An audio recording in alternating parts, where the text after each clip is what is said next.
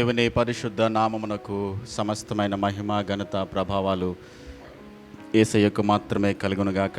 కొద్ది నిమిషాలు దేవుని యొక్క వాక్యాన్ని దేవుని వాక్యపు వెలుగులో పరిశుద్ధాత్మ దేవుని సహాయంతో నేర్చుకోవడానికి మనం ప్రయత్నించేద్దాం.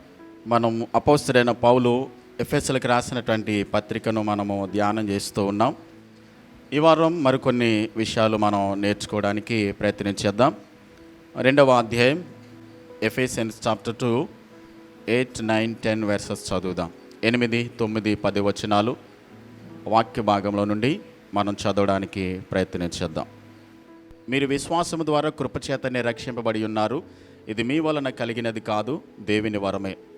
అది క్రియల వలన కలిగినది కాదు గనుక ఎవడునో అతిశయ వీలు లేదు. మరియు వాటి యందు మనము నడుచుకొనవలనని దేవుడు ముందుగా సిద్ధపరిచిన సత్క్రియలు చేయుటకై మనము క్రీస్తు యేసునందు సృష్టింపబడిన వారమై ఆయన చేసిన పని అయి ఉన్నాము. ప్రార్థన చేద్దాం.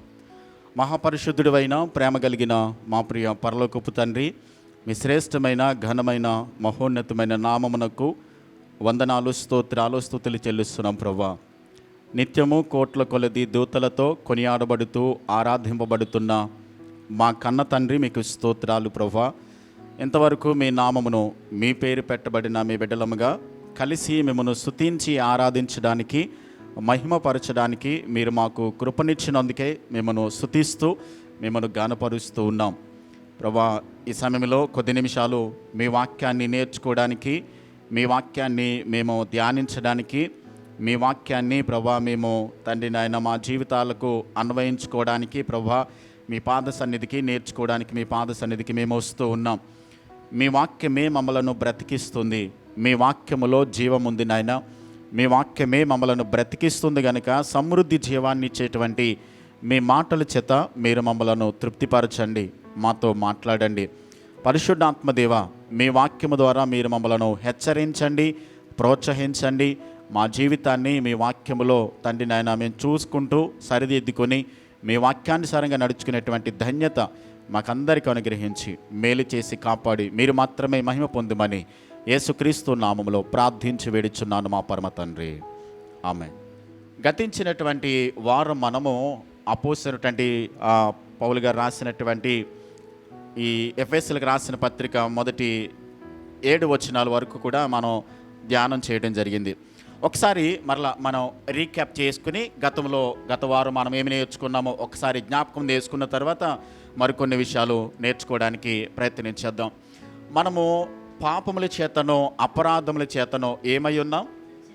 చచ్చిన వారిగా ఉన్నాం. అంటే పాపము అనేది మనం చేసిన అతిక్రమాలను బట్టి దేవునికి పూర్తిగా మనము దూరం అయిపోయినప్పుడు దేవుడు మనలను ఆయన రక్షించాడు అన్న సత్యాన్ని మనం నేర్చుకోవడం జరిగింది. ఆత్మ సంబంధంగా మరణించడం అంటే అర్థం ఏంటి మనం నేర్చుకున్నామంటే, దేవుని నుండి మన ఆత్మ పూర్తిగా వేరైపోవడమే ఆత్మ సంబంధమైనటువంటి మరణము అని మనం నేర్చుకున్నాం. భౌతిక సంబంధమైనటువంటి మరణము మనకు అందరికీ సంభవిస్తుంది. ఎందుకనంటే పుట్టిన ప్రతి ఒక్కడు కూడా గిట్టక తప్పదు అన్న సత్యాన్ని మనకందరికీ తెలుసు. అయితే ఆత్మ సంబంధమైనటువంటి మరణాన్ని గురించి బైబిల్ మాట్లాడుతూ ఏం చెప్తుందని అంటే, దేవుని నుండి పూర్తిగా మనము వేరైపోవడం అంటే ఎడబాటు కలిగి ఉండడమే ఆత్మ సంబంధమైన మరణం అని వాక్యములో మనం చూస్తూ ఉన్నాం. మొట్టమొదటిది, ఆత్మ సంబంధంగా మరణించిన ప్రతి వ్యక్తి కూడా తనంతట తానుగా ఏమీ చేసుకోలేడు. చనిపోయిన వ్యక్తి ఏమైనా చేసుకోగలడా? చనిపోయిన వ్యక్తి తన గురించి ఏమైనా ఆలోచించడం కానీ, తన భవిష్యత్తు గురించి కానీ, లేకుంటే తన చుట్టూ జరుగుతున్న పరిస్థితుల గురించి కానీ, లేకుంటే తన యొక్క ఆరోగ్యం గురించి కానీ, లేకున్న వేరు విషయాల గురించి ఏ మాత్రం కూడా చనిపోయిన ఏ వ్యక్తి కూడా పట్టించుకోలేడు. తనకేం తెలీదు ఏం జరుగుతున్నప్పటికీ కూడా. అలాగే ఆత్మ సంబంధంగా మరణించిన ప్రతి వ్యక్తి కూడా, అంటే దేవుని నుండి ఏ వ్యక్తి అయితే దూరమైపోయాడో, ఆత్మ సంబంధంగా ఏ వ్యక్తి అయితే చనిపోయాడో తనంతట తానుగా ఏమి కూడా చేసుకోలేడు అన్న సత్యాన్ని మనము నేర్చుకుంటూ ఉన్నాం. అందుకనే అపోస్తలుడైనటువంటి పౌలు రోమపత్రిక 6వ అధ్యాయం 23వ వచనంలో ఈ మరణం ఎలా వచ్చిందని అంటే, ఏలయనగా పాపము వలన వచ్చు జీతము ఏంటన్నమాట? మరణం. అంటే పాపము వలన, అపరాధముల వలన, పాపము వలన తెచ్చుకున్నటువంటి పరిస్థితిని బట్టి మనము ఆత్మ సంబంధంగా మనం మరణాన్ని కొని తెచ్చుకున్నాం. అందుకనే దేవునికి ఎప్పుడైతే మనం ఎడబాటు అయిపోయామో, దేవుని నుండి మనం ఎప్పుడైతే దూరం అయిపోయామో, అలాంటి పరిస్థితులలో యెషయా గ్రంథం 59వ అధ్యాయం 1-2 వచనాల వాక్యం చెప్తుంది, రక్షింపనేరకుండినట్లు ఆయన హస్తము కురుచి కాలేదు, విననేరకుండినట్లు ఆయన చెవులు మందము కాలేదు, మీ పాపములే ఆయనకు మీకు ఎలా వచ్చినాయి? అడ్డుగా వచ్చినాయి. ఆయన దగ్గరికి మనం చేరుకోవడానికి కానీ, ఆయన దగ్గరికి రావడానికి కానీ ఏమాత్రం కూడా మనకి అవకాశం లేనే లేదు. ఎందుకని? మనం చేసిన పాపము మనకి దేవునికి ఎలా వచ్చింది? అడ్డుగా వచ్చింది. ఈ పాపము ద్వారా దేవునితో ఉన్న సంబంధాన్ని కోల్పోయాము, ఆత్మ దేవుని నుండి వేరైపోయింది, మనము ఆత్మ సంబంధంగా చనిపోయిన వారిగా ఉన్నాం. చూడండి, ఒక ఆయన ఏమంటాడనంటే, మనం బ్రతుకుతున్నటువంటి ఈ ప్రపంచం అంతా కూడా విశాలమైనటువంటి శ్మశానం అంటాడు ఆయన. మరలా చెప్తున్నాను, మనం బ్రతుకుతున్నటువంటి ఈ ప్రపంచము అంతా కూడా ఒక విశాలమైనటువంటి శ్మశానం. ఎందుకు? శ్మశానాలు ఎవరుంటారు? చనిపోయిన శవాలు ఉంటాయి కదా. అలాగే భౌతిక సంబంధంగా బ్రతుకున్నప్పటికీ కూడా, మనం ఊపిరి ఉండి మనము ఆహారం తీసుకుంటున్నప్పటికీ, బ్రతుకుతున్నప్పటికీ, మన పనులు మనం చేసుకుంటున్నప్పటికీ కూడా ఎవరైతే దేవుని నుంచి దూరం అయిపోయారో వాళ్ళందరూ కూడా ఎవరితో సమానం? చచ్చిన వాళ్ళతో సమానం. కాబట్టి మనము దేవునితో సంబంధం కలిగినటువంటి వారు బ్రతికించబడ్డారు. మనకి ఎవరు కనబడతా ఉంటారంటే బ్రతికున్న శవాలు తిరుగుతూ ఉంటాయి. అర్థమవుతుందా? బ్రతికున్న శవాలు అంటే వాళ్ళు బ్రతికే ఉన్నారు, వారు ఆహారం తీసుకుంటారు, పనులు చేసుకుంటారు, కానీ దేవుని నుంచి వేరైపోయారు. కాబట్టి బైబిల్ ప్రకారం వాళ్ళు ఎవరన్నమాట? ఆత్మ సంబంధంగా చనిపోయిన వారు. ఆత్మ సంబంధంగా చనిపోయినటువంటి వారు ప్రపంచంలో మన చుట్టూ కూడా కనబడుతూనే ఉంటారు. అందుకని ఒక ఆయన ఏమంటాడనంటే, మనం బ్రతుకుతున్నటువంటి సమాజం ఒక విశాలమైనటువంటి శ్మశానం. చనిపోయినటువంటి వాళ్ళు తిరుగుతూనే ఉంటారు, కనబడుతూనే ఉంటారు. చూడండి, మన చుట్టూ ఎంతోమంది కనబడుతుంటారు. మన బంధువుల్లో, మన చుట్టాల్లో, మన కుటుంబాల్లో కొంతమంది దేవునికి దూరం అయిపోయినటువంటి వారిని గురించి బైబిల్ ఏమంటుందనంటే, వారు దేవుని నుంచి ఎడబాటయ్యారు అనే సత్యాన్ని వాక్యం మనకి స్పష్టంగా చెప్తుంది. తిమోతికి రాసిన మొదటి తిమోతి పత్రిక 5వ అధ్యాయము 6వ వచనములో అపోస్తలుడైనటువంటి పౌలు గారు ఇలా రాస్తున్నాడు, సుఖభోగముల యందు ప్రవర్తించున్నది బ్రతుకుచుండియు ఏమయ్యారంటే, వాక్యం సెలవిస్తుంది, ఆత్మ సంబంధంగా వారు మరణించిన వారు, చచ్చిన వారని వాక్యంలో మనము చూస్తూ ఉన్నాం. అయితే ఆత్మ సంబంధమైనటువంటి మరణము మనకి ఎలా వచ్చిందని అంటే, మనిషి చూపినటువంటి అవిధేయతను బట్టి పాపం అనేది, మరణం అనేది ప్రతి వ్యక్తికి కూడా అది సంప్రాప్తమైంది అనే సత్యాన్ని వాక్యంలో మనం నేర్చుకుంటున్నాం. ఏదైనా తోటలో ఆదామవ్వలని దేవుడు పుట్టించినప్పుడు, మీరు ఈ మంచి చెడ్డల తెలివినిచ్చు వృక్ష ఫలాన్ని మీరు తినకూడదు అని దేవుడు ఆజ్ఞాపించాడు. తింటే ఏమవుతారన్నారు? తినుదినమున మీరు నిశ్చయముగా చచ్చెదరు అని ప్రభు చెప్పాడు. సాతాను వచ్చి ఏం చెప్పింది అని అంటే, మీరు ఈ పండు తిన్నంత మాత్రాన మీరు చావరు అని చెప్పింది. 2వ అధ్యాయం 17వ వచనంలో మీరు మరణిస్తారు అని దేవుడు వారికి ఆజ్ఞాపిస్తే, సాతాను వచ్చి 3వ అధ్యాయం 4వ వచనంలో మీరు పండు తిని దినమున చావరని చెప్పింది. కానీ ఇప్పుడు ఆదాము అవ్వలు దేనిని నమ్మారు? దేవుడు చెప్పినటువంటి నిజాన్ని నమ్మలేదు, కానీ సాతాను చెప్పినటువంటి అబద్ధాన్ని వాళ్ళు నమ్మారు, అసత్యాన్ని నమ్మారు. అందుకనే ఎప్పుడైతే అవిధేయత అనేది వారి జీవితాలలోనికి వచ్చిందో, వారు ఆత్మ సంబంధంగా మరణించిన వారిగా వాక్యంలో మనము చూస్తూ ఉన్నాం. అయితే ప్రపంచంలో ఉన్నటువంటి మనుషులందరూ కూడా ఆదాము చేసినటువంటి పాపమును బట్టి మనుషులందరి మీదకి పాపము, శాపం అనేది సంక్రమించింది, సంప్రాప్తమయ్యింది. అయితే మనుషులు కూడా వ్యక్తిగతంగా స్వతహాగా తాము చేసినటువంటి పాపమును బట్టి, తాము చేసినటువంటి అవిధేయతను బట్టి, తాము యొక్క బలహీనతలను బట్టి వారు పాపమును కొని తెచ్చుకున్నారు. చూడండి, లోకములో మనకి లోక ఆకర్షణలు మనల్ని ఏం చేస్తూ ఉంటాయి? ఆకర్షిస్తూ ఉంటాయి. రెండవది, సాతాను మనల్ని ఏం చేస్తా? శోధన వైపు లాగుతూ ఉంటుంది. అలాగే మన శరీరం కూడా కోరికలు, లోక సంబంధమైనటువంటి కోరికల వైపు మన శరీరం ఏం చేస్తూ ఉంటుంది? ఆకర్షిస్తూ ఉంటుంది, లాగుతూ ఉంటుంది. లోక సంబంధమైనటువంటి ఆకర్షణలు, ప్రపంచ ఆకర్షణలు మనం లాగుతున్నప్పటికీ, శరీరం మనల్ని పాపం వైపు ఆకర్షిస్తున్నప్పటికీ, ఈ లోక అధికారి మనలను శోధిస్తున్నప్పటికీ కూడా వానికి ఏ మాత్రము కూడా విధేయత చూపించుకోకుండా దేవుని వాక్యానికి, దేవుని యొక్క మాటలకు, దేవుని చిత్తానికి మనము ఎంతకాలమైతే లోబడి జీవిస్తామో, దేవునికి ఎప్పుడైతే విధేయత కలిగి నడుచుకుంటామో అప్పుడు మాత్రమే దేవునితో మనకి సంబంధం ఉంటుంది, దేవునితో మనకి సహవాసం అనేది ఏర్పడుతూ ఉంటుంది. అందుకని ఈ అబద్ధాన్ని సృష్టించింది ఎవరన్నమాట? యోహాను సువార్త 8:44 వచ్చిన ప్రకారము సాతాను మీ తండ్రి అయిన అపవాది అబద్ధమునకు జనకుడై ఉన్నాడు. అబద్ధాన్ని సృష్టించింది సాతాను, అబద్ధాన్ని చెప్తూ ఉంటాడు. సాతాను ఏం చేస్తాడనంటే దేవుడు చెప్పిన ప్రతి సత్యాన్ని కూడా వాడు ఏం చేస్తాడనంటే అబద్ధముగా మాట్లాడుతుంటాడు. ఇదిగో దేవుడు చెప్పాడు కదా, ఇలా వాగ్దానం చేశాడు, కానీ దేవుడు దాన్ని నెరవేర్చలేడు, దేవుడు దాన్ని జరిగించలేడు, దేవుని దానిని చేయడానికి సమర్థత లేదు అని చెప్పని దేవుడు చెప్పినటువంటి సత్యాన్ని అబద్ధంగా మాట్లాడుతూ ఉంటాడు. దేవుడు అబద్ధికుడని చెప్తూ ఉంటాడు, వాడు బోధిస్తూ ఉంటాడు ప్రతిసారి. అందుకనే ఎప్పుడైతే మనము సాతాను చెప్పినటువంటి మాటలకు, సాతాను చెప్పినటువంటి అబద్ధములకు మనము ఎప్పుడైతే అవకాశం ఇస్తామో, చోటిస్తామో అప్పుడు మన జీవితాలలో అవిధేయత వస్తుంది, దేవునికి మనం దూరం అయిపోతాం. అప్పుడు ఆత్మ సంబంధంగా మనం దేవునికి ఎప్పుడైతే దూరం అయ్యామో చచ్చిన వారితో సమానమని వాక్యం మనకి స్పష్టంగా నేర్పిస్తుంది. కాబట్టి మొట్టమొదటిది ఏంటనంటే ఆత్మ సంబంధంగా మరణించిన ఏ వ్యక్తి కూడా తనంతట తానుగా ఏమీ కూడా చేసుకోలేడు. రెండవది ఏంటనంటే ఆత్మ సంబంధంగా మరణించిన ఏ వ్యక్తి కూడా దేవుని దగ్గరికి స్వతహాగా రాలేడు. చనిపోయిన వ్యక్తి నడవగలడా, మాట్లాడగలడా? చేయలేడు కదండి. అలాగే ఆత్మ సంబంధంగా మరణించినటువంటి ఏ వ్యక్తి అయినప్పటికీ కూడా దేవుని దగ్గరికి రాలేడు. ఒక ఆయన ఏమంటాడనంటే సాతానుకు, పాపానికి బానిస అయిపోయినటువంటి వ్యక్తి యొక్క ఆలోచనలు సహితం కూడా ఎలా ఉంటాయంటే ఆలోచనలు కూడా పాపపు ఆలోచనలే ఉంటాయి, చేసే పనులు కూడా పాపపు పనులే చేస్తూ ఉంటాడు, చేసేటువంటి ప్రయత్నాలన్నీ కూడా తను పాపపు సంబంధమైనటువంటి ఆలోచనలే చేస్తూ ఉంటాడు. ఎందుకని? దేవునికి దూరం అయ్యాడు కాబట్టి, తనంతట తానుగా దేవుని దగ్గరికి రాలేడు కాబట్టి. అందుకని చేసే పనులు, చేసే ఆలోచనలు, చేసే ప్రయత్నాలన్నీ కూడా ఎలాగుంటాయంటే పాపపు సంబంధంగానే ఉంటాయి. తనంతట తానుగా రక్షింపబడడానికి తనంతట తాను ఏమి చేసుకోలేడు అనేటువంటి సత్యాన్ని వాక్యం మనకి స్పష్టంగా నేర్పిస్తుంది. ఆత్మ సంబంధంగా మరణించినటువంటి ఏ వ్యక్తి కూడా దేవుని ఉన్నత ప్రమాణాలకు దగ్గరికి రాలేడు. దేవుని యొక్క ప్రమాణాలు ఏంటి? పరిశుద్ధత, నీతి, న్యాయము, యథార్థత, ఇవన్నీ కూడా దేవుని యొక్క ఉన్నతమైన హైలీ స్టాండర్డ్స్ అనమాట. దేవుని యొక్క క్వాలిటీస్ అన్నీ కూడా హై స్టాండర్డ్స్. కాబట్టి దానికి తగ్గట్టుగా దగ్గరికి రావడానికి ఎన్నడూ కూడా ఆ వ్యక్తి ప్రయత్నం చేయలేడు. ఇప్పుడు ఒక రెక్క విరిగిపోయిన పక్షి ఎగరగలదా చెప్పండి? ఒక రెక్క విరిగిపోయిన పక్షి ప్రయత్నం చేస్తుంది ఎగరాలని, కుదరదు, వీలు కాదు. ఎందుకని? ఒక రెక్క విరిగిపోయింది కాబట్టి ప్రయత్నించినప్పటికీ కూడా అది ఎగరలేదు.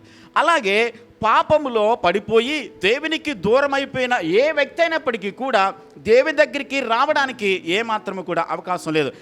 యోహాను సువార్త 3:18 జాన్ 3:18 ఆయన యందు విశ్వాసముంచి వానికి తీర్పు తీర్చబడదు, విశ్వసింపని వాడు దేవుని అద్వితీయ కుమారుని నామమందు విశ్వాసముంచలేదు గనుక వానికి ఇంతకు మునిపే తీర్పు తీర్చబడెను. ఆ తీర్పు ఇదే: వెలుగు లోకంలోనికి వచ్చని కానీ తమ క్రియలు చెడ్డవైనందున మనుషులు వెలుగును ప్రేమింపక చీకటినే ప్రేమించిరి. దుష్కార్యము చేయి ప్రతివాడు వెలుగును ద్వేషించును, తన క్రియలు దుష్క్రియలుగా కనబడుకుంటున్నట్లు వెలుగునొద్దకు రాడు. సత్యవర్తనుడైతే తన క్రియలు దేవుని మూలముగా చేయబడినవని ప్రత్యక్షపరచబడినట్లు వెలుగునొద్దకు వచ్చును. తన క్రియలు చెడ్డవి కాబట్టి తను ఆత్మ సంబంధంగా దేవునికి దూరం అయిపోయాడు కాబట్టి వెలుగునొద్దకు రావడానికి ఎన్నడూ కూడా అతడు ప్రయత్నించాడు. ఒకవేళ వెలుగు దగ్గరికి వస్తే తన జీవితం ఏమవుతుంది? స్పష్టంగా కనబడుతుంది. వాక్యమే వెలుగై ఉందని వాక్యములో మనకు సెలవిస్తుంది. ఈ వాక్యం దగ్గరికి వస్తే ఈ వాక్యము ఒక అద్దం లాంటిది, మన జీవితాన్ని స్పష్టంగా ఎలా ఉందో క్లియర్గా ఏం చేస్తుంది? ఈ వాక్యం మనల్ని చూపిస్తుంది, క్లియర్గా మనకు చూపిస్తుంది. మన జీవితం ఏంటి, మన ప్రవర్తన ఏంటి, మన మాటల విధానం ఏంటి, మన జీవితాన్ని అంతటిని కూడా తేటతల్లముగా వాక్యం మనకు చూపిస్తూ ఉంటుంది. అందుకనే తన క్రియలు బయటపడతాయేమో అన్నట్లుగా ఆత్మ సంబంధంగా మరణించిన వ్యక్తి దేవుని దగ్గరికి ఏమాత్రం కూడా రాలేడు, రావడానికి ప్రయత్నించాడు. అందుకనే చాలామంది ఏం చేస్తారని అంటే తను దేవుని దగ్గరికి రావడానికి బదులుగా, తన జీవితాన్ని సరిదిద్దుకోవడానికి బదులుగా తను చేసినటువంటి ఏ పాపాన్ని అయితే కలిగి ఉన్నాడో ఆ పాపాన్ని సమర్థించుకోవడానికి ప్రయత్నం చేస్తాడు. చూడండి, అప్పుడప్పుడు సిగరెట్ తాగొద్దని బైబిల్లో ఉందా? సినిమా చూడకూడదని బైబిల్లో రాసుందా? ఇలాంటి మాటలు ఎందుకు వస్తాయని అంటే తన పాపపు జీవితాన్ని సరిదిద్దుకోవడానికి వెలుగునొద్దకు రాకోకుండా తన్ను తాను సమర్థించుకుని ఇలా కూడా చేయొచ్చు కదా, బైబిల్లో రాసుందా ఇలా బ్రతకూడదని, బైబిల్లో రాశాడా దేవుడు, ఇలా చెప్పాడా ఇలా బ్రతకూడదని, లేదు కదా, ఇలా బ్రతికినా పర్వాలేదని చెప్పని తన జీవితాన్ని అద్దం ముందు సరిచూసుకోవడానికి బదులుగా, వెలుగునొద్దకు రావడానికి బదులుగా తన జీవితాన్ని ఏం చేస్తాడంటే పాపములోనే కొనసాగించడానికి ప్రయత్నం చేస్తాడు. పాపంలో బ్రతుకుతున్నటువంటి వ్యక్తిలో కనబడే ఒక లక్షణాన్ని గురించి యేసు ప్రభు ఆయనే చెప్పాడు స్పష్టంగా.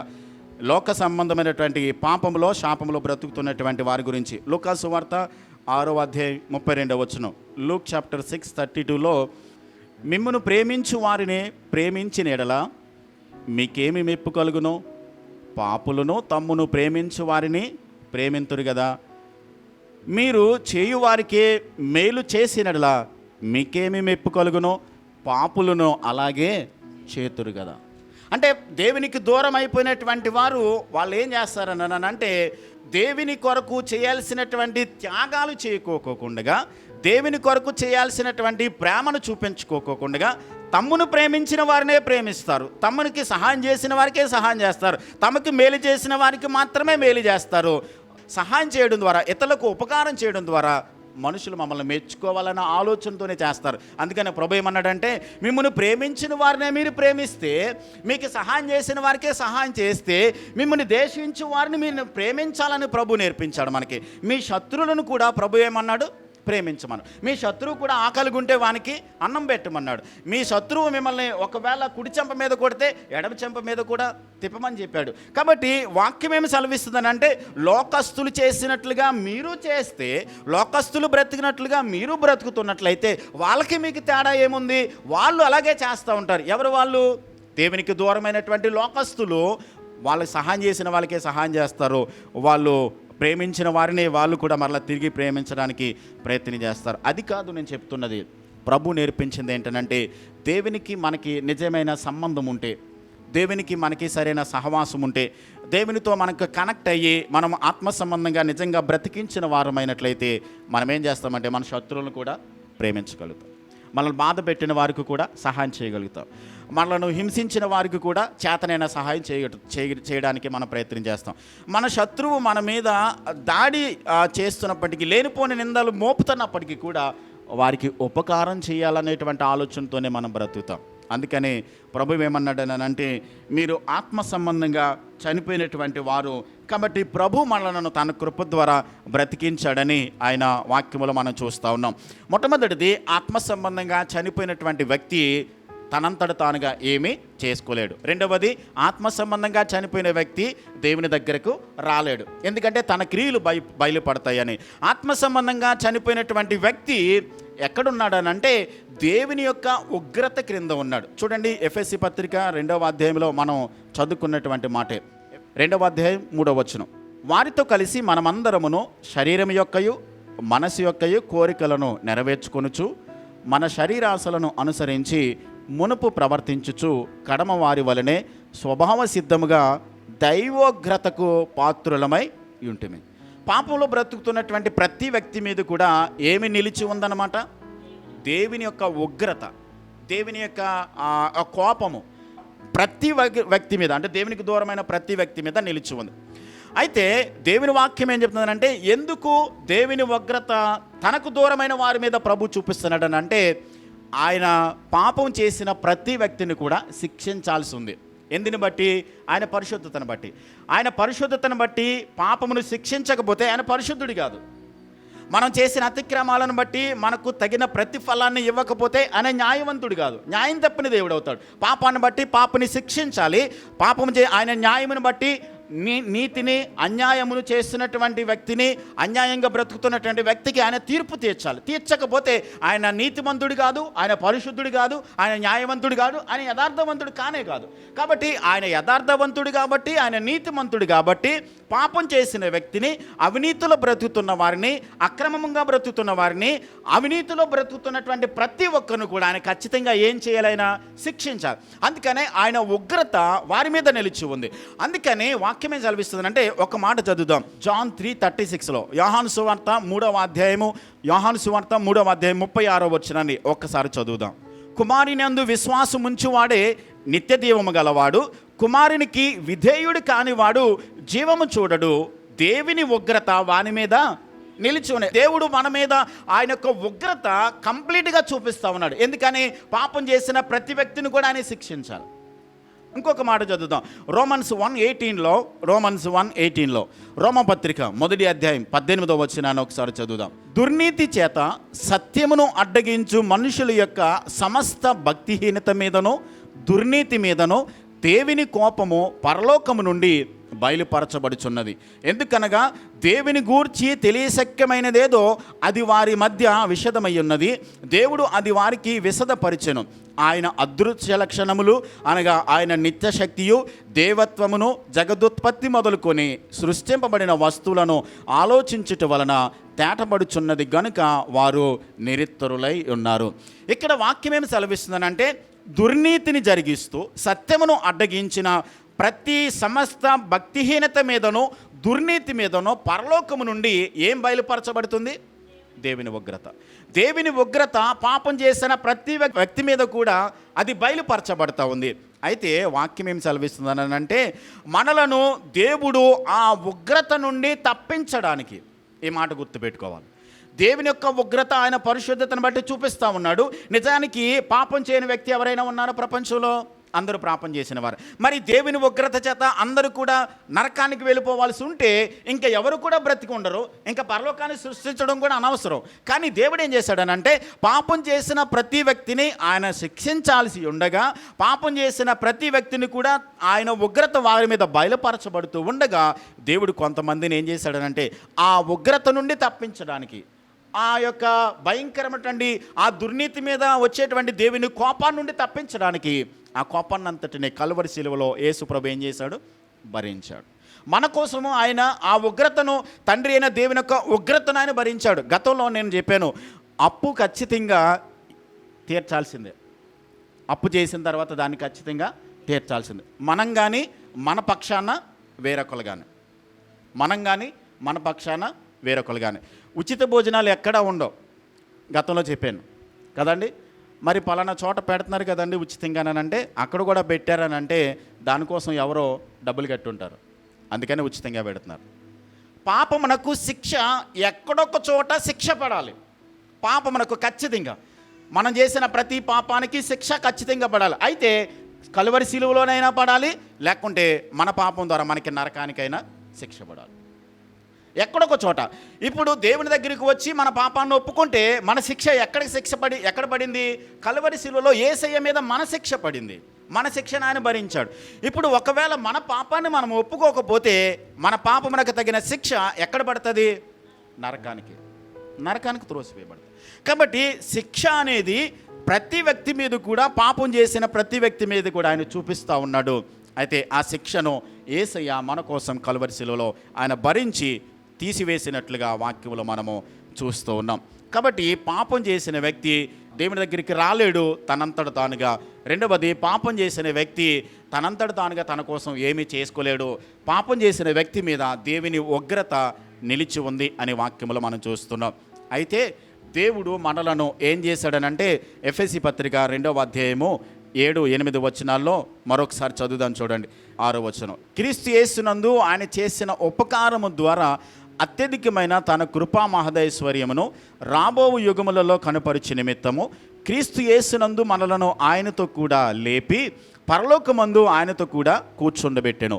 మీరు విశ్వాసము ద్వారా కృపచేతనే రక్షింపబడి ఉన్నారు. ఇది మీ వలన కలిగినది కాదు, దేవుని వరమే. అది క్రియల వలన కలిగినది కాదు గనుక ఎవడునో అతిశయపడ వీలు లేదు.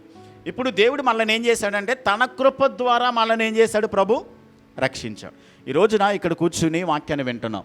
ప్రపంచంలో చాలామంది దేవుని ఎరగని వాళ్ళు ఉన్నారు, దేవుడంటే తెలియని ప్రజలు ఉన్నారు, కానీ వాళ్ళు ఇంకా రక్షణలోకి రాలేదు. కానీ ప్రభు మనలను ఎందుకు రక్షించాడని అంటే, మనలను దేవుడు ముందుగానే జగత్తు పునాదికి ముందే దేవుడు ఏం చేశాడు? మనలను ఎన్నుకున్నాడు, ఏర్పరచుకున్నాడు. పాపం చేసిన ప్రతి వ్యక్తి నరకానికి వెళ్ళిపోవలసి ఉండగా, ఆ నరకానికి వెళ్ళిపోయే వారి గుంపులో మనం కూడా ఉన్నాము. కానీ దేవుడు తన అనాదికాల సంకల్పంలో మనం కావాలని దేవుడు ఎన్నుకొని ఆ నరకానికి వెళ్ళిపోతున్న గుంపులో నుండి బయటికి తీసుకొచ్చి తన కృపను చూపించి మన కొరకు ప్రాణం పెట్టి రక్తాన్ని చిందించి ప్రభు ఏం చేశాడు? మనల్ని రక్షించుకున్నాడు. ఈరోజున రక్షించాడు కాబట్టి దేవుని గుంపులో చేరాం, దేవుని సంఘంలో చేర్చబడ్డాం, దేవునితో మనకి సంబంధం ఏర్పడింది, దేవునితో మనకి సహవాసం ఏర్పడింది. రక్షింపబడినటువంటి మనము దేవుడు మనలను రక్షించాడు. రక్షణ ఎవరిది?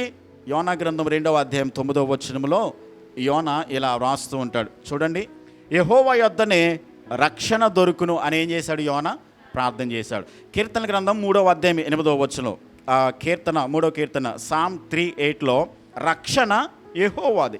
అసలు రక్షించేది ఎవరన్నమాట? దేవుడే మనల్ని రక్షించాలి. మనుషులు కానీ లేకుంటే ఎవరెవరో కానీ మనలను రక్షించేటువంటి పరిస్థితి లేనే లేదు. దేవుడే మనలను ఏం చేయాలి? రక్షించాలి. 3 విషయాలు ఇక్కడ మనం చూద్దాం. ఎఫెసీ పత్రిక 2వ అధ్యాయం 8, 9, 10 వచనాల్లో 3 విషయాలు ఆయన రాశాడు. ఏంటనంటే మనం ఎలా రక్షింపబడతాం, రెండవది దేనిని బట్టి రక్షింపబడతాం, అసలు మనల్ని దేవుడు ఎందుకు రక్షించుకున్నాడు.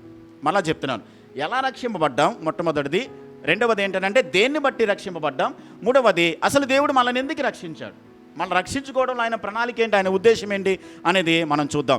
మన పాపములను దేవుడు ఎలా క్షమించాడనంటే మన పాపములను ఆయన దగ్గరికి వచ్చి మనం ఒప్పుకున్నప్పుడు, మొదటి యోహాను పత్రిక 1వ అధ్యాయం 7, 9 వచనాల ప్రకారము ఆయన నీతిమంతుడు కనుక మనం చేసిన ప్రతి పాపము నుండి కూడా దేవుడు ఆయన రక్తము ద్వారా ఏం చేశాడు? మనలను క్షమించాడు, శుద్ధి చేశాడు, నీతిమంతులుగా చేశాడు. కాబట్టి యేసు రక్తము మన పాపములన్నిటిని కూడా ఏం చేసిందనమాట? ఏం చేసింది? కడిగింది. ఏమండి, యేసు రక్తము ఎలా శుద్ధి చేసింది మన పాపాలను? యేసు ప్రభు మరణించి ఎన్ని సంవత్సరాలైంది? 2000 సంవత్సరాలు. 2000 సంవత్సరాలైనటువంటి యేసు రక్తము ఇప్పుడు మన పాపాన్ని ఒప్పుకుంటే ఎలా స్వస్థపరుస్తుంది? ఎప్పుడో చనిపోయాడు ఆయన, ఎప్పుడో రక్తం కాచాడు, ఇప్పుడు మనం పాపాన్ని దేవుని దగ్గరకు వచ్చి ఒప్పుకుంటే ఎలా జరుగుతుంది? మనకు అర్థం కావాలనంటే పాత నిబంధన గ్రంథంలో ఇశ్రాయేలీలు జాగ్రత్తగా వినండి, ఐగుప్తు దేశాన్ని నుంచి కనాను దేశానికి బయలుదేరి వస్తూ ఉన్నప్పుడు వారు హోరేబు కొండ దగ్గరికి వచ్చినప్పుడు చాలా దూరం ప్రయాణం చేశారు, రోజంతా నడుస్తూ ఉన్నారు.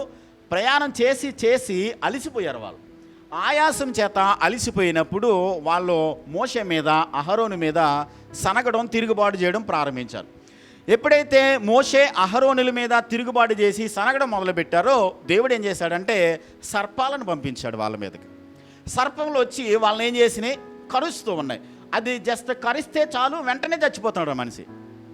అరణ్యంలో ఆ ఇసుక ఎడారిలో చనిపోతున్నప్పుడు అప్పుడు మోషే అహరోనులు దేవుని దగ్గరికి వెళ్ళి ప్రార్థన చేశారు. ప్రభువా, ఈ ప్రజలు పాపం చేశారు, దయచేసి క్షమించు అని చెప్పని ప్రార్థన చేసినప్పుడు మోషేతో దేవుడు ఏమని చెప్పాడనంటే, మోషే, ఈ సర్పం కాటు వేసినప్పటికీ ఈ కాటుకి మనిషి చచ్చిపోకుండా బ్రతికి ఉండాలంటే ఒక పంచే ఏం చేస్తామనంటే, ఒక చెట్టు కొమ్మ నరుకు వచ్చి దానిని ఆ అరణ్యంలో నిలబెట్టి ఎత్తడితో ఒక సర్పాన్ని చేసి దానిని ఏం చేస్తావంటే ఆ చెట్టు కొమ్మకున్నటువంటి దానికి తగిలించు, నిలబెట్టు అరణ్యంలో. ఎవడైతే ఆ సర్పానికి కాటుకు గురయ్యాడో లేకుంటే ఎవరినైతే సర్పం కరిచిందో వాడు ఆ ఎత్తడి సర్పం వైపు చూస్తే ఏమవుతాడు వాడు? మీరు ఆలోచించండి.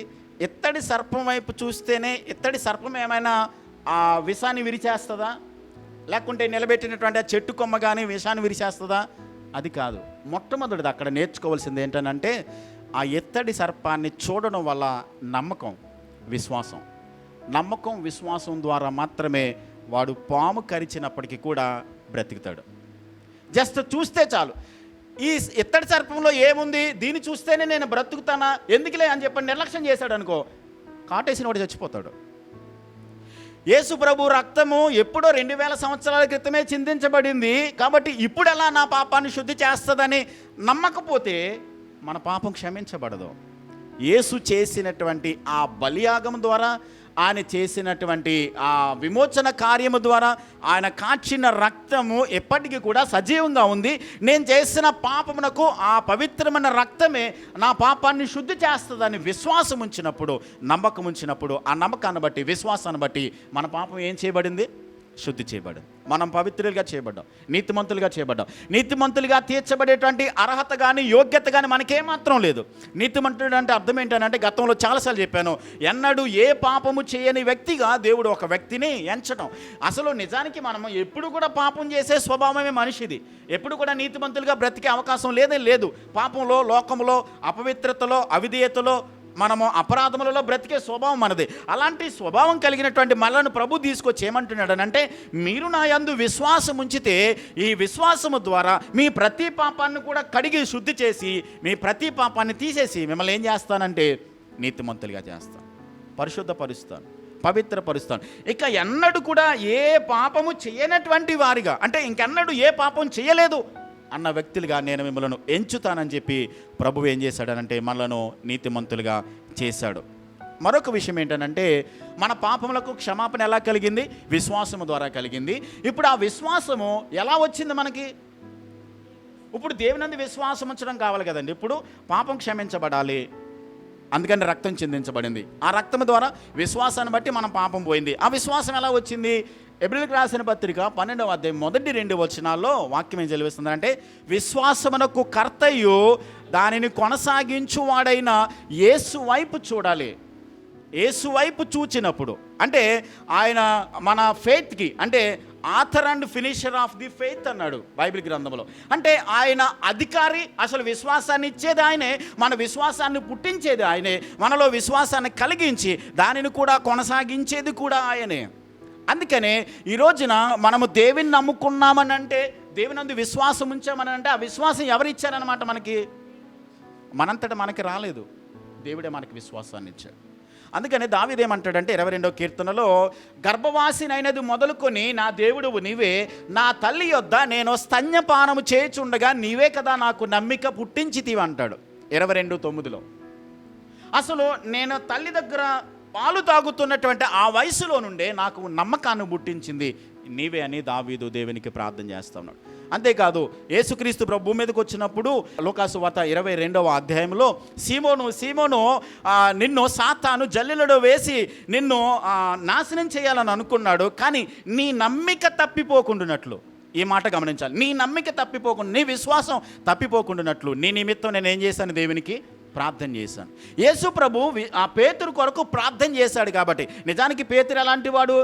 అల్ప విశ్వాసి, అవిశ్వాసం కలిగిన వాడు. ఆయన ఎవరో నాకు తెలియదని పారిపోయినవాడు, ఆయన ఎవరో నాకు తెలియదని చెప్పి బొంకినవాడు.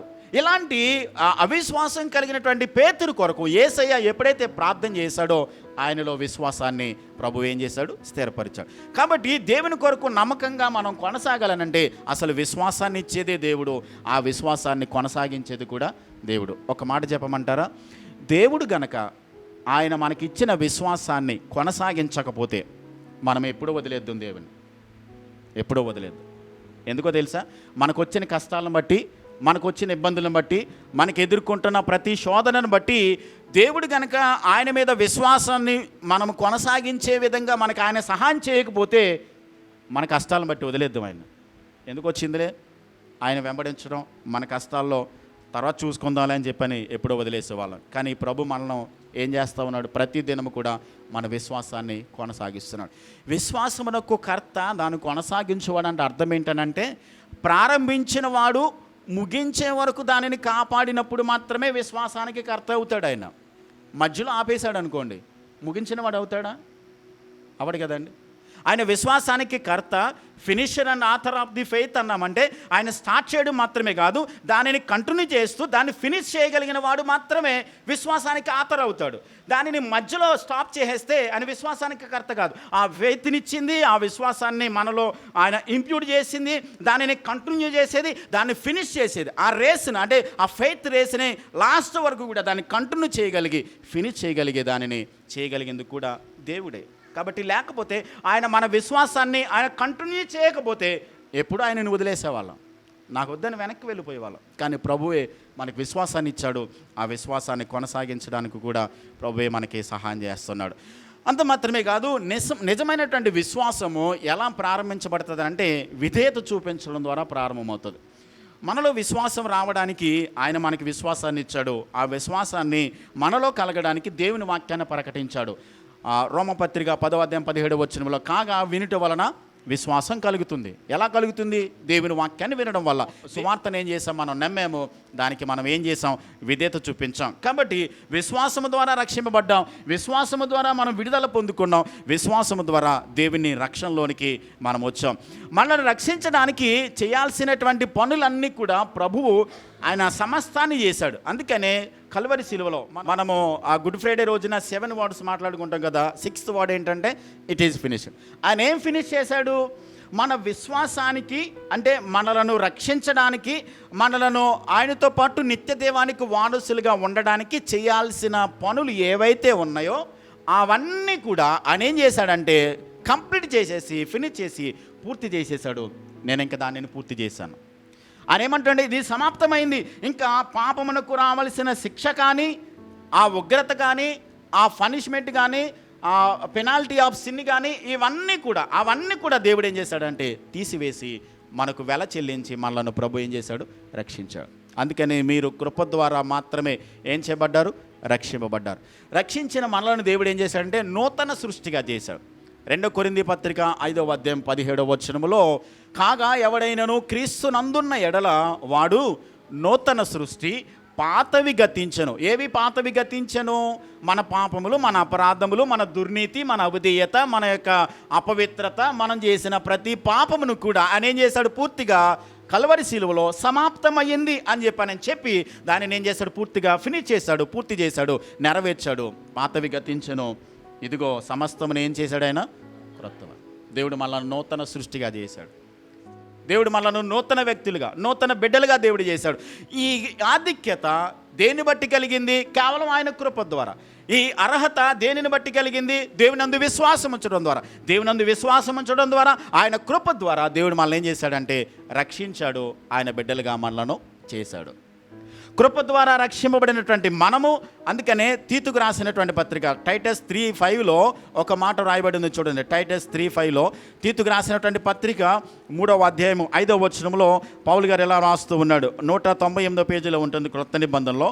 మనము నీతిని అనుసరించి చేసిన క్రియల మూలముగా కాక తన కనికరము చొప్పుననే పునర్జన్మ సంబంధమైన స్నానము ద్వారాను పరిశుద్ధాత్మ మనకు నూతన స్వభావం కలుగ చేయటం ద్వారాను మనల్ని ఏం చేశాడు? ఆయన రక్షించాడు. పరిశుద్ధాత్మ దేవుని మనకిచ్చి మన పాపములను క్షమించి మనలను నూతన సృష్టిగా చేసి మనలను దేవుడు ఏం చేశాడంటే తన కృప ద్వారా రక్షించాడు.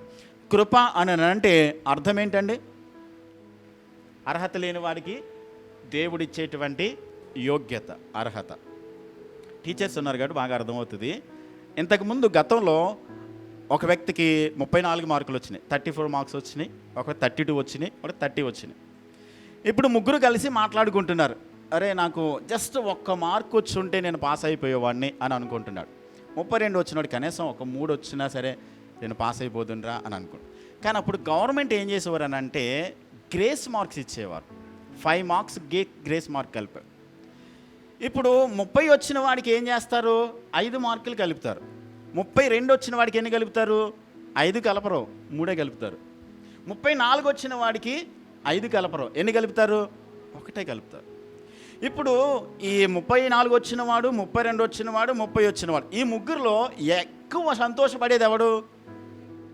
30 మార్క్స్ వచ్చినవాడు మాత్రమే బాగా సంతోషిస్తాడు. ఎందుకని?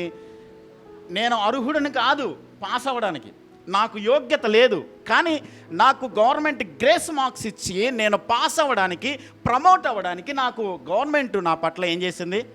కృప చూపించింది. మనము నీతిమంతులుగా తీర్చబడడానికి అర్హత లేనే లేదు మనకి, కానీ మన పాపముల ద్వారా, అపరాధముల ద్వారా చచ్చిన వారిగా ఉన్నటువంటి మనకు దేవుడు తన కృప చూపించి, గ్రేస్ చూపించి మనల్ని ఏం చేశాడంటే పాస్ చేశాడు పరలోకానికి వెళ్ళడానికి. యోహాను సువార్త 5వ అధ్యాయం 44వ వచనములో ఒక మాట రాయబడి ఉంటుంది. నా మాట విని నన్ను పంపిన వాని యందు విశ్వాసం ఉంచువాడు నిత్య జీవము గలవాడు. జస్ట్ ఆయన యందు మనం విశ్వాసం ఉంచితే చాలు, మనము మరణములో నుండి జీవములోనికి దాటేసాం.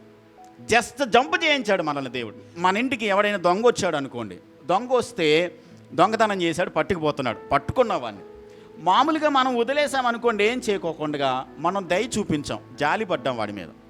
కానీ కృప ఏం చేస్తుందో తెలుసా? దొంగతనం చేసి ఏదైనా పట్టుకుపోతున్న వాడు దొరికేస్తే వాడి చేతిలో ఒక 100 రూపాయలు పెట్టి ఖర్చు పెట్టుకోరని చెప్పని ఇవ్వడమే కృప. అది మనకు అర్థం కావాలని. అలాగే ఇస్తారు ఎవరైనా? చెత్త కొట్టేస్తాం మనం మన ఇంట్లో వస్తువులు పట్టుకుపోతున్న దొంగని.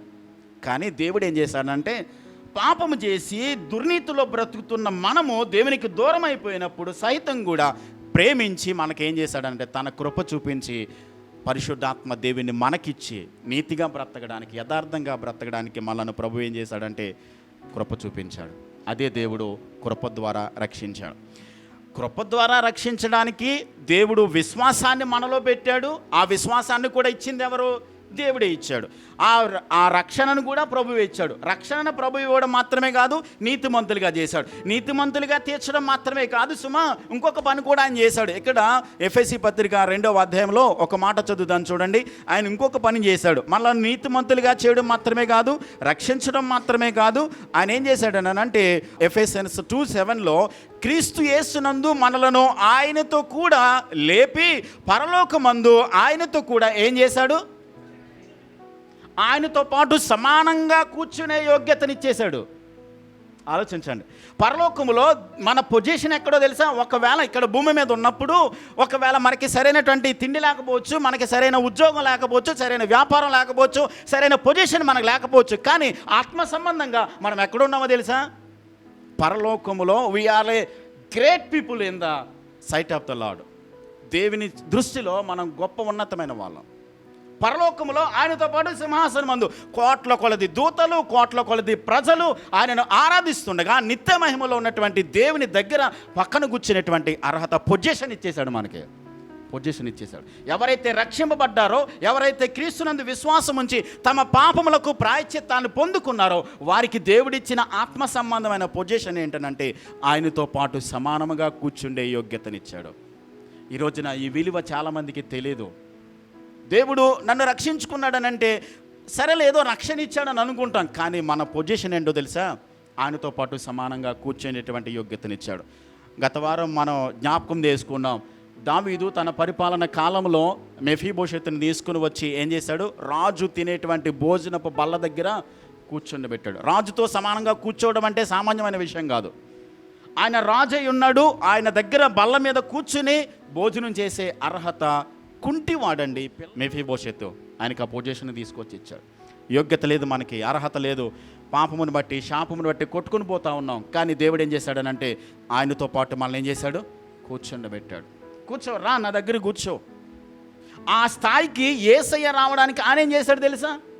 తండ్రికి సంపూర్ణంగా ఆయన ఏం చేశాడు? విధేయత చూపించాడు. తాను తగ్గించుకున్నాడు. ఫిలిప్పీ పత్రిక 2వ అధ్యాయం 6 నుండి 11 వచనాలు కనుక మనం చదివినట్లయితే, ప్రతి మోకాలు యేసు నామమున వంగునట్లును, ప్రతి నాలుక యేసుక్రీస్తు ప్రభువుని ఒప్పుకొనున్నట్లును, అన్ని నామముల కంటే పైనామమును హెచ్చించి, ఉన్నతమైన నామమును హెచ్చించి ఆయనతో పాటు సింహాసనమందు మనను కూర్చుండబెట్టాడు. కొన్ని వచనాలు చదువుదాం. మనకి ఆయన మనను కూర్చుండబెట్టినటువంటి స్థాయిని గురించి కొలసియన్స్ 2:13లో, కొలసీ పత్రిక 2వ అధ్యాయం 13వ వచనాన్ని ఒకసారి చదువుదాం.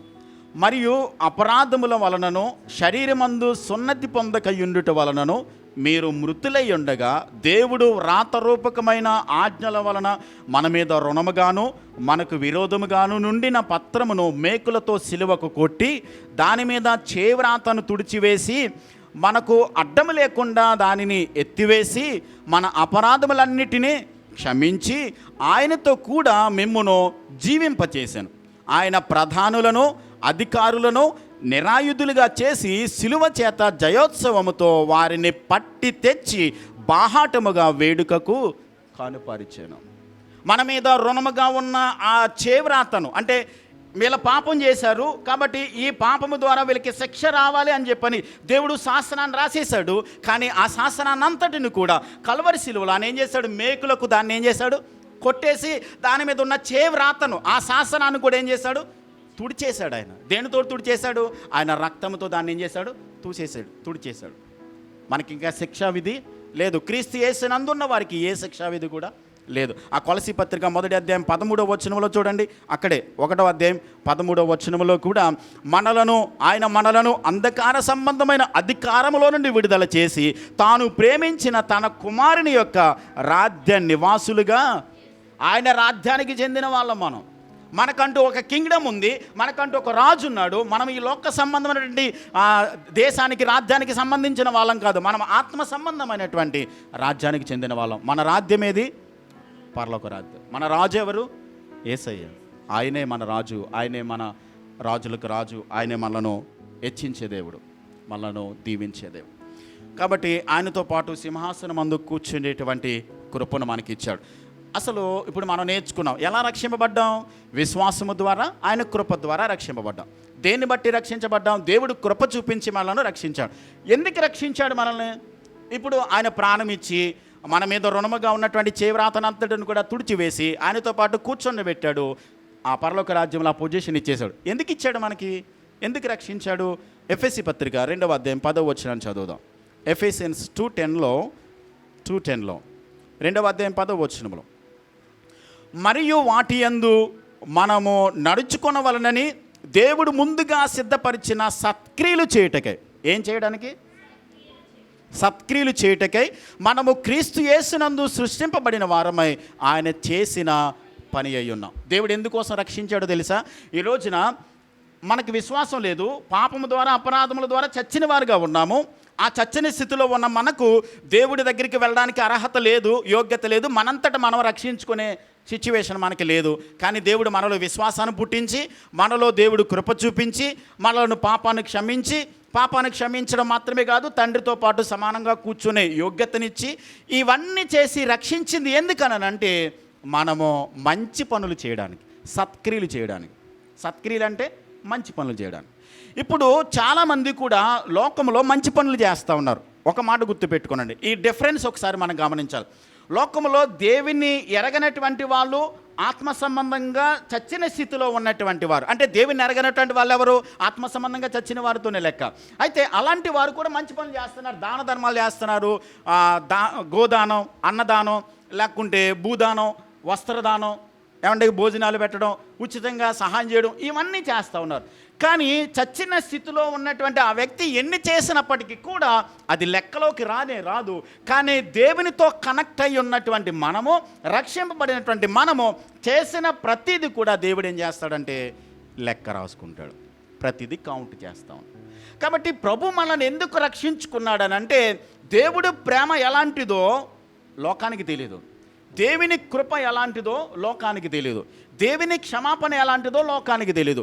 కాబట్టి మనము సత్క్రియలు చేయడం ద్వారా, మంచి పనులు చేయడం ద్వారా, అవసరతలో ఉన్న వారికి మనం సహాయం చేయడం ద్వారా మనం ఏం చేస్తున్నామనంటే, ఒకటి మొట్టమొదటిది దేవునికి మనము ఏం చేస్తామనంటే మహిమ తెచ్చేవారిగా ఆయన ప్రేమను లోకానికి చూపిస్తున్నాము.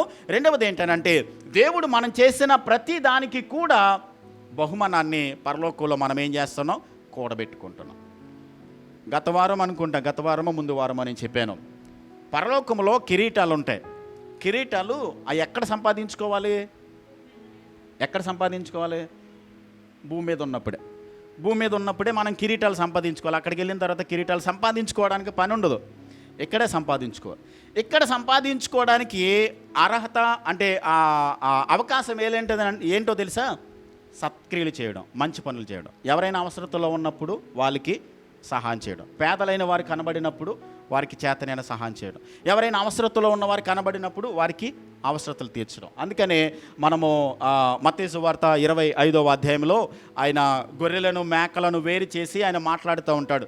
నా తండ్రి చేత ఆశీర్వదించబడిన వారులారా రండి, లోకం పుట్టినది మొదలుకొని, అంటే లోకం పుట్టకముందే, జగత్తు పునాది వేయకముందే ప్రభు మనల్ని ఎన్నుకున్నాడు. కాబట్టి మీకోసం సృష్టించబడినటువంటి ఆ రాజ్యాన్ని మీరు స్వతంత్రించుకోనండి. నేను ఆకలిగా ఉన్నప్పుడు ఏం చేశారు? మీరు అన్నం పెట్టారు. నేను దప్పికొన్నప్పుడు నాకు దాహం ఇచ్చారు. నేను వస్త్రహీనుడిగా ఉన్నప్పుడు బట్టలు ఇచ్చారు. నేను చెరసాల్లో ఉన్నప్పుడు నా దగ్గరికి వచ్చి పరామర్శించారు. నేను హాస్పిటల్లో ఉన్నప్పుడు నా దగ్గరికి వచ్చి సేవలు చేశారు. ఇవన్నీ చేశారు. కాబట్టి అవన్నీ వాళ్ళు అంటున్నారు, కుడివైపు ఉన్నటువంటి గొర్రెలు, మేమెప్పుడు నీకు సేవ చేసాం, ఎప్పుడు నువ్వు చెరసాల్లో ఉన్నావు, ఎప్పుడు నువ్వు ఆకలిగా ఉన్నావు, ఎప్పుడు నువ్వు వస్త్రహీనుడిగా ఉన్నావు అని అంటే, పేదలైన వారికి మీరు చేస్తే అది ఎవరికి చేసినట్లు? నాకు చేసినట్లు, దేవునికి చేసినట్లు. కాబట్టి పేదలైన వారికి, అవసరతలు ఉన్న వారికి మనం ప్రేమను చూపించడం ద్వారా మొట్టమొదటిది ఏంటంటే పరలోకంలో మనం కిరీటాన్ని ఇక్కడ ఉండి సంపాదించుకుంటున్నాం. రెండవది ఏంటో తెలుసా? ఆయన ప్రేమను లోకానికి మనం చూపించగలుగుతాం.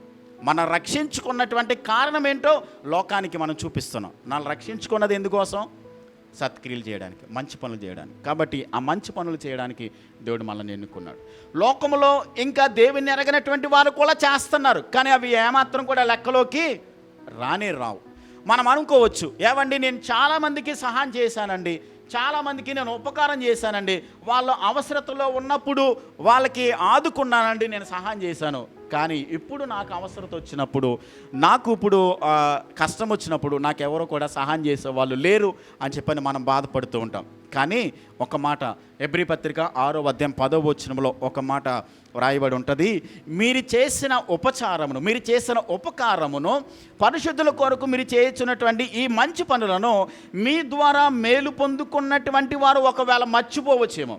మీ ద్వారా ఉపకారం పొందిన వాళ్ళు ఒకవేళ మర్చిపోవచ్చు, పలానప్పుడు పలానా వ్యక్తి నాకు సహాయం చేశాడని చెప్పి మర్చిపోవచ్చు. కానీ దేవుడు మాత్రం అన్యాయస్తుడు కాని కాదు. ఆయన మాత్రం ఎప్పుడు కూడా మీరు చేసిన ఉపకారాన్ని మర్చిపోయేవాడు కాదు. తన జ్ఞాపకార్థాల పుస్తకంలో ఏం చేస్తున్నాడు? రాసుకుంటున్నాడు. ఆయన ఏమన్నాడు తెలుసా? ప్రతి వాని కొరకు నేను సిద్ధపరిచినటువంటి జీతము ఆయన సిద్ధపరిచి పట్టుకుని వస్తూ ఉన్నాడు. ఆయన జీతం ఇవ్వబోతున్నాడు మనకి. ఏం జీతం? మనం చేసిన ప్రతి మంచి పనికి, మనం చేసిన ప్రతి సత్కార్యానికి, మనం చేసిన ప్రతి ఒక్క మంచి పనులకు కూడా దేవుడు దానికి ప్రతిఫలాన్ని పట్టుకుని వస్తున్నాడు. మనం గుర్తుంచుకోవాలి, ఇక్కడ కూర్చున్నటువంటి మనం ఎవరు ఎక్కువ జీతం తీసుకోవాలనుకుంటున్నారో, దేవుని దగ్గర ఎక్కువ బహుమానాన్ని మనం పొందాలనంటే, మనం దేవుని దగ్గర ఎక్కువ ఆశించాలనంటే, మనం భూమి మీద ఉన్నప్పుడు ఎక్కువ సహాయం చేయాలి, ఎక్కువ ఉపకారం చేయాలి, ఎక్కువ మంచి పనులు చేయాలి. ఎక్కువ మంచి పనులు ఎవరైతే చేస్తారో దేవుని ద్వారా మనం ఎక్కువ పొందుకుంటాం. కాబట్టి ప్రభు మనలను పాపములో అపరాధముల చేత చచ్చిన వారుగా ఉన్న మనలను ప్రభు ఏం చేశాడు? రక్షించాడు, బ్రతికించాడు. దేన్ని బట్టి?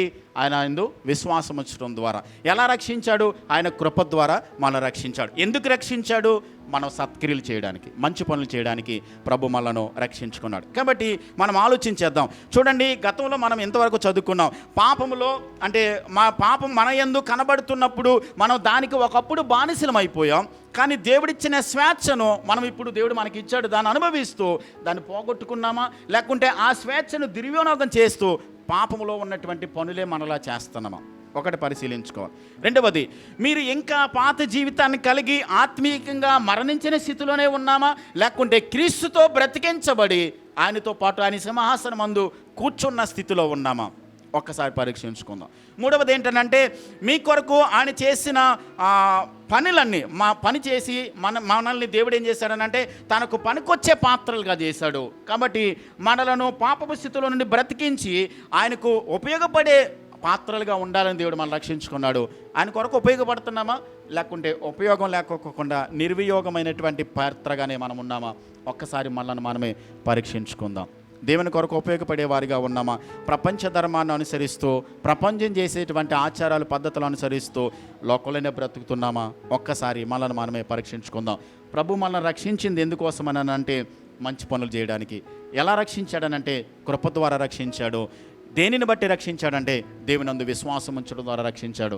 కాబట్టి రక్షింపబడినటువంటి మనము ఆయన కొరకు ఉపయోగపడేవారిగా దేవుని ప్రేమను, దేవుని క్షమాపణను, దేవుని యొక్క కనికరాన్ని లోకానికి ప్రకటించేవారుగా, చూపించేవారుగా క్రియల్లో మనలను మనమే సిద్ధపాటు కలిగి ఉందాం.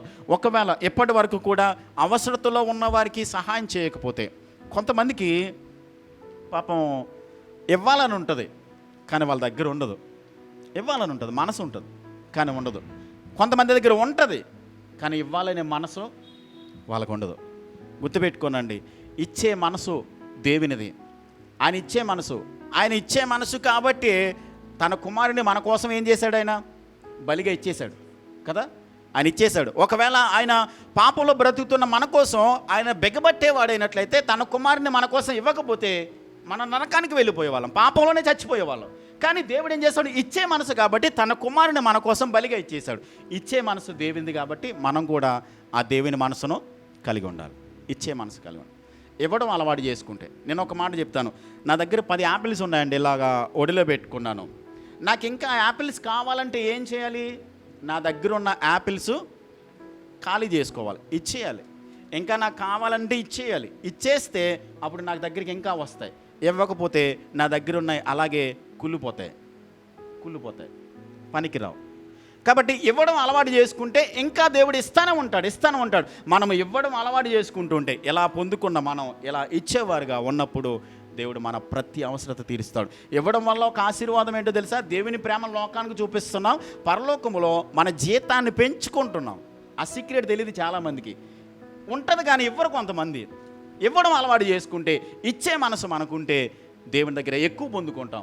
అది శాశ్వతం ఉండేది. భూమి మీద కొంతకాలం మాత్రమే మనం బ్రతికితే ఒక 80 లేకుంటే 100, అది కూడా గ్యారంటీ లేదు. ఈ 100-80 సంవత్సరాల్లో మనం కూడగొట్టుకున్నది మనం ఎలాగ విడిచిపెట్టి వెళ్ళిపోవాలి. అది మనతో రాదు, మనం తీసుకెళ్ళాం.